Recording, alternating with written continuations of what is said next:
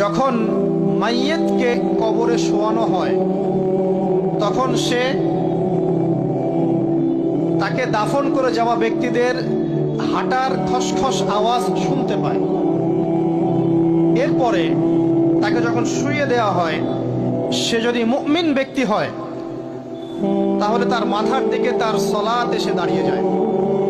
দুনিয়াতে আপনি যে নামাজগুলো পড়েছেন, আমি যে নামাজগুলো পড়ছি, এগুলো মাথার দিকে দাঁড়িয়ে যায়। ডান দিকে চলে আসে তার সওম মানে কি? রোজা। বাম দিকে চলে আসে যাকাত। তারপরে পায়ের দিকে চলে আসবে তার আত্মীয়তার সম্পর্ক রক্ষার ইবাদত, তার এই যে অন্যান্য দান সদকা, তার নফল আমল, তার তাসবিহ তাহলিল, তার কোরআন তেলাওয়াত ইত্যাদি পায়ের দিকে চলে আসবে। এখানে একটা হাদিস এসেছে, সূরাতুল মুলক যে ব্যক্তি রাতের বেলা তেলাওয়াত করবে, কোন সূরা ভাই? তাবারাকাল্লাযী বিয়াদিহিল মুলক ওয়া হুয়া আলা কুল্লি শাইইন কাদির। এই সূরা যে ব্যক্তি রাতের বেলা করে তেলাওয়াত করবে, ইনশাআল্লাহ সূরা মুলক কবরে তার সাথে থাকবে এবং কবর আযাব থেকে সূরা মুলক তাকে বাঁচাবে ইনশাআল্লাহ। আমি বুঝাচ্ছি যে কি অবস্থাটা হবে। এবার দুজন ফেরেশতা মাথার দিক থেকে আসবেন, আসতে চাইবেন, সালাত বলবে এখান দিয়ে আসা যাবে না, এদিক দিয়ে আসা যাবে না। ডান দিক দিয়ে আসতে চাইবেন, এদিক দিয়ে আসা যাবে না। বাম দিক দিয়ে আসতে চাইবেন, যাকাত বলবে এদিক দিয়ে আসা যাবে না। পায়ের দিক দিয়ে আসতে চাইবেন, আমলগুলো বলবে এদিক দিয়ে আসা যাবে না। তারপরেও তারা আসবেন, চোখগুলো হবে নীল এবং কালো বর্ণের, নীলাপ চোখের, কালো। মুনকার নাকি? উঠে বসিয়ে দেওয়া হবে। এবার তিনটা প্রশ্ন। প্রথমে প্রশ্ন হচ্ছে কি, মান রব্বুক, তোমার রবকে? তখন মুমিন বান্দা বুক ফুলিয়ে বলবে রব্বি আল্লাহ, আমার রবকে আল্লাহ। পৃথিবীতে যে ব্যক্তি আল্লাহর সাথে শিরিক করে নাই, আল্লাহ তাওহীদের উপর থেকেছে এবং তার উপরে মৃত্যুবরণ করেছে, ইনশাআল্লাহ সে ব্যক্তি এর উত্তর নির্দ্বিধায় দিতে পারবে ইনশাআল্লাহ। আর দুনিয়াতে যে বা যারাই আল্লাহর সাথে শিরিক করবে, আল্লাহর সাথে শিরকের পাপে লিপ্ত হবে, ওই অবস্থায় মারা যাবে, তাওহীদের উপর থাকবে না, কোশ্চিন কালেও মান রব্বুক উত্তর দিতে পারবে না। তারপরে প্রশ্ন হয়ে যাবে মা দীনুক, তোমার দিন কি ছিল? মুমিন বান্দা উত্তর দিবে কি? দীন ইসলাম, আমার দিন ছিল ইসলাম। এখানে শুনে রাখেন, পৃথিবীতে যারা ইসলামকে পরিপূর্ণরূপে পালন করবে তারাই এই উত্তর দিতে পারবে ইনশাআল্লাহ। যারা ইসলামকে ঠাট্টা বিদ্রুপের হাসি তামাশার পাত্র বানিয়েছে, মন চাইলে কিছু করি, মন চাইলে কিছু করি না, সহজগুলো একটু আমল করি, বাকি কিছুর আমল ধারি না, হ্যাঁ, নামাজ পড়ি, সুদ ছাড়তে পারি না, ঠিক আছে, বছর বছর ওমরা করি, এদিকে ঘুষ দুর্নীতি ছাড়তে পারি না, ইসলামকে ঠাট্টা তামাশার পাত্র বানিয়েছে, এরা কোশ্চিন কালে উত্তর দিতে পারবে না মা দীনুক। দিনে পরিপূর্ণরূপে ইসলামে প্রবেশ করতে বলেছেন আল্লাহ রাব্বুল আলামিন। যারা পরিপূর্ণরূপে ইসলামে প্রবেশ করবে এবং ইসলামের প্রতিটা মৌলিক বিধান মেনে চলবে, ইনশাআল্লাহ তারা এর উত্তর দিতে পারবে। এরপরে আসবে তৃতীয় প্রশ্ন। নবী সাল্লাল্লাহু আলাইহি ওয়াসাল্লামকে দেখানো হবে। যখন দেখানো হবে তখন সূর্য যখন ডুবে যায়, যে দৃশ্যটা আমরা দেখতে পারি না, ওই দৃশ্যটা ভেসে উঠবে এবং মুমিন বান্দা অস্থির হয়ে যাবে, বলবে আমাকে ছেড়ে দাও, আমি নামাজ পড়বো। সুবহানাল্লাহ।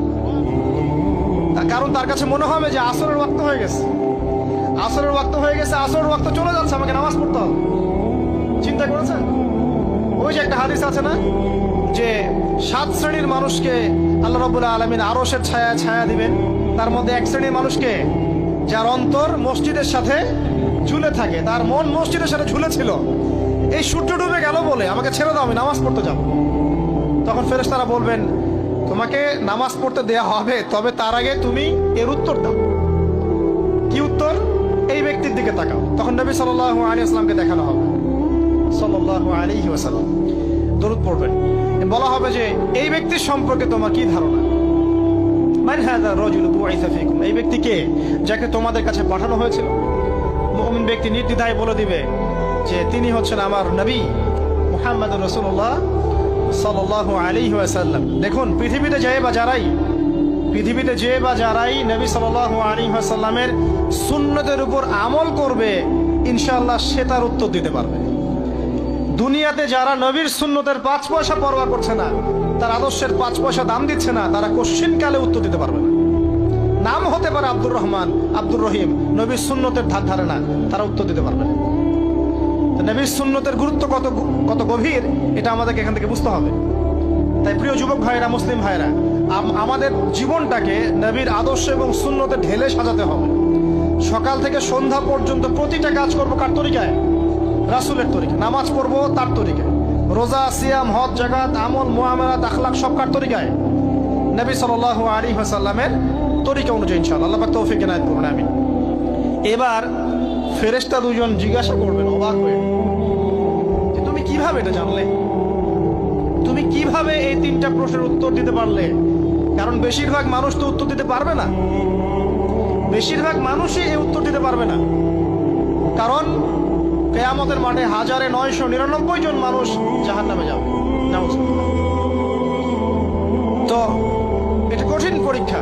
আল্লাহ রাসূল সাল্লাল্লাহু আলাইহি ওয়াসাল্লাম বলেছেন যে নিশ্চয়ই তোমাদেরকে এখানে পরীক্ষায় ফেলা হবে, আর তোমরা যদি এই পরীক্ষা জেনে তোমাদের মৃতদেরকে দাফন করা থেকে বিরত না থাকতে, তাহলে আমি তোমাদেরকে শুনিয়ে দিতাম কবরে কেমন পরীক্ষা হয়। মানে যদি আমরা শুনতে পারতাম যে কবরে কেমন পরীক্ষা হয়, আমরা ভয়ে আমাদের মৃতদেরকে দাফন পর্যন্ত করতাম না। এটা নবীজি বলছেন সাল্লাল্লাহু আলাইহি ওয়াসাল্লাম। তাকে জিজ্ঞাসা করা হবে যে তুমি কিভাবে জানলে এটা? বেশিরভাগ মানুষ তো পারে না উত্তর দিতে।